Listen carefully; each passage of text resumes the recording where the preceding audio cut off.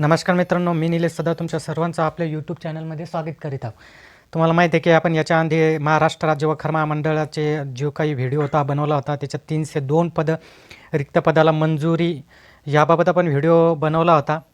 आता तुम्ही त्यानंतर बऱ्याच जणांनी कमेंट्स केल्या की याचा सिलेबस काय राहणार आहे. तर आजचा व्हिडिओ हा सिलेबसवर राहणार आहे आणि जर तुम्हाला मागचे व्हिडिओ बघायचा असेल तर लिंक ही डिस्क्रिप्शनमध्ये दिली, तो व्हिडिओ बघू शकता.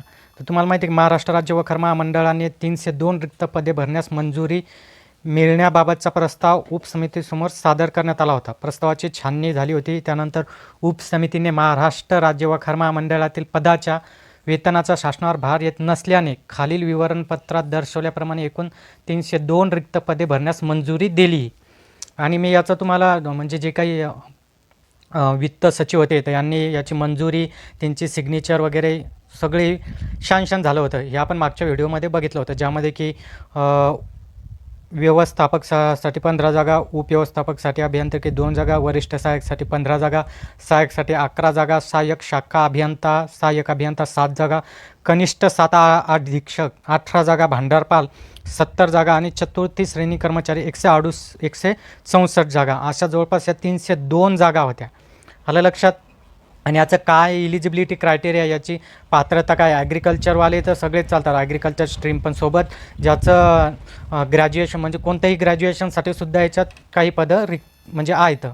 आता सगळ्यात महत्त्वाचं म्हणजे की याची वयोमर्यादा काय आहे, तर याची वयोमर्यादा ही जनरल कॅटेगरीसाठी 38 वर्ष आहे. किती आहे? 38.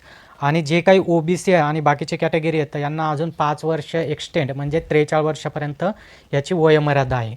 आता जो काही सिलेबस आहे याचा, त्याचं सिलेबस आणि याचं परीक्षेचं स्वरूप काय राहणार? परीक्षेचं स्वरूपमध्ये जे कनिष्ठ 7 अधीक्षक आणि भांडारपाल म्हणजेच आपले ॲग्रिकल्चर ग्रॅज्युएटवाले जे अप्लाय करू शकतात, तर त्यांच्यासाठी ही ऑनलाईन परीक्षा एकूण 200 गुणांची होती.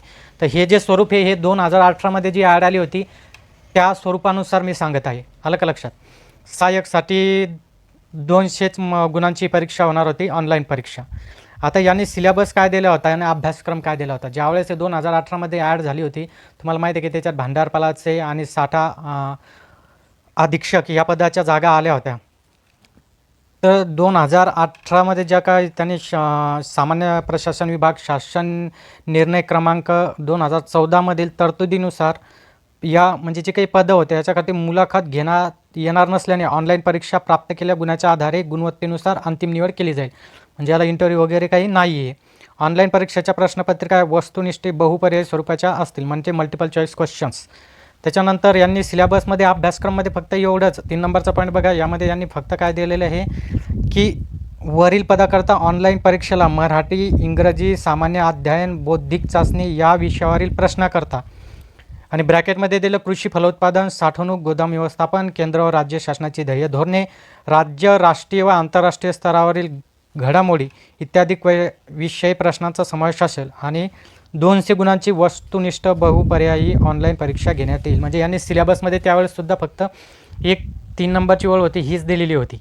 आलं का लक्षात? आणि चौथा पॉईंट सांगितला की गुणवत्ता यादीत अंतर्भाव करण्यासाठी उमेदवारांनी एकूण गुणाच्या किमान 50% गुण प्राप्त करणे आवश्यक राहतील. आता जो काही यांनी सिलेबस दिला तर याच्यात यांनी सिलेबसमध्ये लिमिटेड सांगितलं आहे. आलं का लक्षात? तर आपण याचा डिटेल बघू, काय याचं स्वरूप असू शकते. आलं का लक्षात? का असू शकते? आता सगळ्यात प्रथम तुम्हाला आधी सांगतो की 2018मध्ये त्यांनी अभ्यासक्रम टाकला होता, पण 2018मध्ये काय झालं होतं की अभ्यासक्रम दिला होता, पण ऐन टायमाला त्यांनी काय केलं होतं, ही जी परीक्षा होती तर ही परीक्षामध्ये सर्वच्या सर्व 100 क्वेश्चन ही ॲग्रिकल्चरवरच विचारले होते.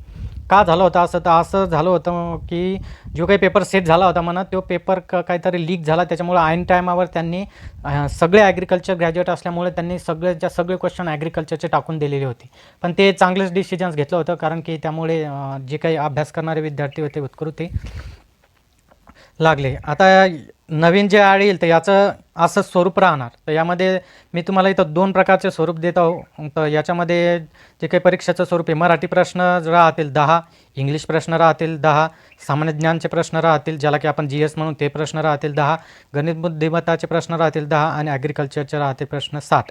आता हे टोटल व्हायला लागले 100 प्रश्न आणि या एका प्रश्नाला 2 मार्क असं जर केलं तर बरोबर किती होतं? ते 200 गुण व्हायला लागले.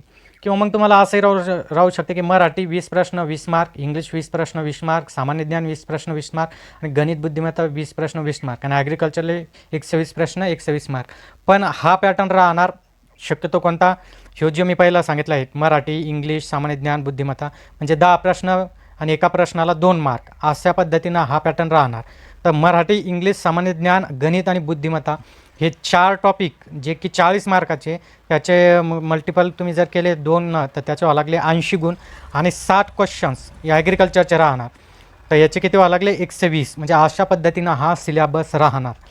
आता याच्यामध्ये काय होणार या सिलेबसमध्ये, आता ॲग्रिकल्चरमध्ये जे काही आपण फर्स्ट सेमिस्टर टू जे काही 7 सेमिस्टरपर्यंत आपण शिकलो आहे त्याच्यात तुमचं मग ॲग्रिकल्चर आलं, ॲग्री इंजिनिअरिंग आलं, हॉर्टिकल्चर आलं, जे काही तुमचा जेवढे काही सब्जेक्ट असतात आपल्या 8-10 त्या सर्वावर प्रश्न विचारतात. पण मॅक्झिमम यांचा फोकस राहतो तो ॲग्रिकल्चर आणि हॉर्टिकल्चरवर.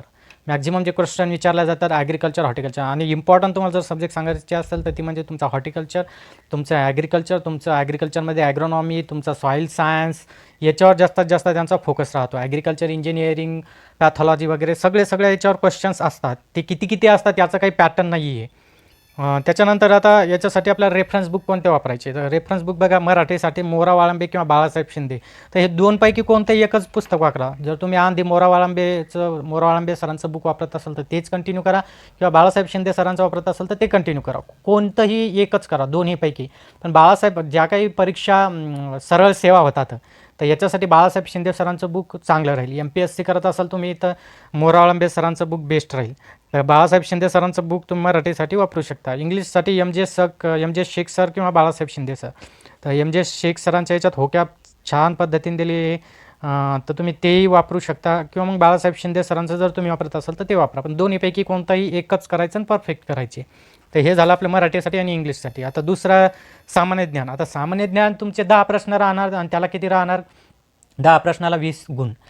तर तुम्हाला काय करायचं आहे सामान्य ज्ञानासाठी तात्याचा ठोकळा. तर तात्याचा ठोकळा खूप मोठा आहे जर वाचायला घेतलं तर तुम्ही काय करू शकता, मार्केटमध्ये जे काही बेसिक पुस्तकं आहेत, बेसिक म्हणजे आपले 4थीपासून तर 10वीपर्यंत त्याच्यात तुमचं इतिहास, विज्ञान झालं, भूगोल झालं, हे जे काही पुस्तकं आहेत ते याचे मार्केटमध्ये पुस्तकं आले आहेत म्हणजे याच्या शॉर्ट नोट्स काढून, तर ती पुस्तकं तुम्ही रेफर करू शकता. सोबत चालू घडामोडीही करावं लागतील, कारण त्या GSमध्ये जर त्यांनी 10 क्वेश्चन विचारले तर 3-4 प्रश्न तर 4 ते 5 प्रश्न आहे चालू घडामोडीवरच राहणार. म्हणजे अशा पद्धतीनं सामान्य ज्ञान. त्याच्यानंतर गणित आणि बुद्धिमत्ता. त्याच्यात गणित आणि बुद्धिमत्ता दोन्ही राहते, पण बुद्धिमत्तेवर ते जास्त प्रश्न विचारतात. तर याच्या गणितासाठी तुम्हाला पंडित राणे सरांचं बुक हे बेसिक पुस्तक हे केलं तरीही चालेल. त्याच्यानंतर तुम्ही फास्ट ट्रॅक मॅथ ही पुस्तक म्हणून ते केलं तरीही चालेल. दोन्हीपैकी कोणतंही एकच करायचं. बुद्धिमत्तासाठी अनिल अंकलगे सरांचं बुक रेफर करू शकता, किंवा मले सरांचंही बुक रेफर करू शकता. पण दोन्ही करायची गरज नाही. बुद्धिमत्तासाठी एक आणि गणितासाठी एक असंच करायची. त्याच्यानंतरचं येतं तुम्हाला महत्त्वाचा सब्जेक्ट म्हणजे ॲग्रिकल्चर, ज्याला खूप जास्त वेटेज आहे आणि याच्यावरच आपला रिझल्ट डिपेंड असतो. तर ॲग्रिकल्चरसाठी कोणते बुक रेफर करायचे येतं. तर ॲग्रिकल्चरसाठी जनरल ॲग्रिकल्चर आधी तुम्ही ज्या काही व्हॉल्यूम येतं, कोणती व्हॉल्यूम फर्स्ट आणि व्हॉल्यूम सेकंड बाय अरुण कथ्यायन, तर यांच्या व्हॉल्यूम ह्या बेसिक व्हॉल्यूम येतं, एकदम बेसिक पुस्तकं येतं. ही पुस्तकं वाचल्याच गेले पाहिजेत. कोणतेही पुस्तक ॲग्रिकल्चरचे वाचण्याच्या आधी हे 2 पुस्तकं वाचल्याच गेले पाहिजेत.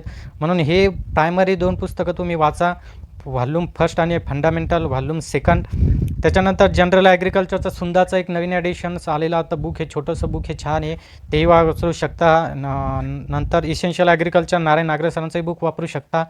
त्याच्यानंतर हॉर्टिकल्चरवर बऱ्यापैकी याच्यावर प्रश्न असतात, त्याच्यामुळे काय करायचं तुम्ही इन्स्टंट हॉर्टिकल्चर हे बुक वापरायचं. छोटंसं बुक हे ते तुम्ही रेफर करू शकता. ग्लस्टर्स आहे, पण ग्लस्टर्स खूप मोठं आहे आणि एवढं त्याला वेटेज देण्याची गरज नाही, पण तुम्ही इन्स्टंट हॉर्टिकल्चर वाचू शकता. त्याच्यानंतर ऑब्जेक्टिव्ह वाचायचे असतील तुम्ही तर कांटवा सरांचे ऑब्जेक्टिव्ह येतं, तर ते त्याच्यातले ऑब्जेक्टिव्ह तुम्ही रेफर करू शकता.